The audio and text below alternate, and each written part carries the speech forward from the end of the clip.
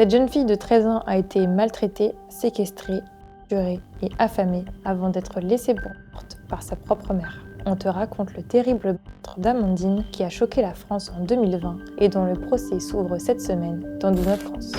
Tout commence à Mont-Blanc, près de Béziers, dans l'Hérault. Le 6 août 2020, à 16h55, les secours sont appelés par une maman inquiète pour l'état de santé de sa fille. Sandrine P., 55 ans, ancienne serveuse reconvertie en prothésiste ongulaire, à la tête d'une fratrie de 8 enfants, explique qu'une de ses filles s'est étouffée avec une compote, qu'elle a ensuite vomi. Il s'agit d'une jeune collégienne prénommée Amandine et âgée de 13 ans. Et son état de santé est catastrophique. Son corps est d'une maigreur extrême, elle ne pèse que 28 kg pour 1m55. Il lui manque des dents, elle présente des traces de coups partout sur le corps et une partie de ses cheveux est arrachée. Un médecin légiste est mis sur le coup et annonce rapidement que la jeune fille est morte d'un arrêt cardiaque, victime de négligence grave de la part de son environnement familial. Une enquête est ouverte et les policiers découvrent rapidement que plusieurs plaintes ont déjà été déposées par l'école d'Amandine.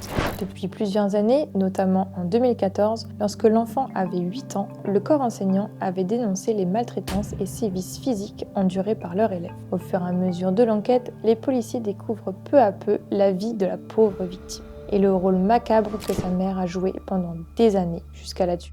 Depuis ses 2 ans et demi, Amandine était le souffre-douleur de sa mère. Après sa séparation avec le père de sa fille, Sandrine, la maman, ne supportait plus sa fille qui ressemblait trop à son ex-mari et lui faisait donc vivre un enfer au quotidien. Enfermée dans un cagibi, nue, affamée, battue, Amandine a vécu de nombreuses années dans la peur et sans jamais se plaindre. À l'école, elle n'avait pas de goûter et elle devait voler celui des autres et fouiller dans les poubelles pour se nourrir. Au collège, elle est envoyée en internat et certaines de ses amies ont expliqué aux enquêteurs qu'Amandine pleurait la veille du week-end, mangeait pour 10 toute la semaine, mais n'a jamais osé confier cette situation catastrophique. À la maison, Amandine n'est pas la seule à subir les colères de sa mère. Les 7 autres enfants ont également avoué être maltraités, même si leur sœur de 13 ans était la plus détestée par leur mère. Avec le confinement, la situation pour Amandine est devenue de plus en plus cauchemardesque. 5 mois avant nous, la jeune fille ne s'est plus présentée en cours. Une caméra dans le cagibi, là où elle restait des heures enfermée, a été retrouvée par les enquêteurs. C'est là, souvent nue, sans nourriture, que la mère venait battre et punir sa fille.